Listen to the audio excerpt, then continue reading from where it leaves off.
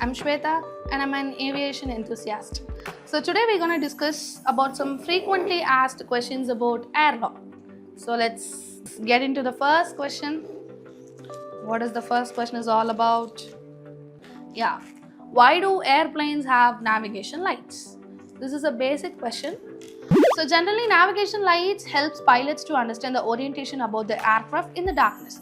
That is the low visibility. So generally the aircraft have two wings, one is right wing, another one is left wing. A green light on the right wing, a red light at the left wing, and a white light at the tail. So this helps the pilots to understand instantly about the orientation of the aircraft in the darkness. Okay. So generally if the pilot sees a red light, then he is viewing the aircraft's left side. And if he sees both red and green light, the aircraft may be approaching towards them. And if you see only the white light, the aircraft is moving away. That's it. So these lights are very critical during night operations because the aircraft will appear as very small point in the darkness, right? Yes. And also in aircraft, in these types of aircraft, we have a special lights which also increases the visibility. That is anti-collision beacon lights, also flashing strobe lights. These actually helps for higher visibility, maybe increasing the visibility, okay? So at the end, you can easily understand with the three lights, red, green and white. So these lights are just not for decoration. They are actually an important safety system and also helps the aircraft's predictability in the sky. So I hope you have clearly understood the different colored lights which are placed in the aircraft. The red one, the green one and the white one, right?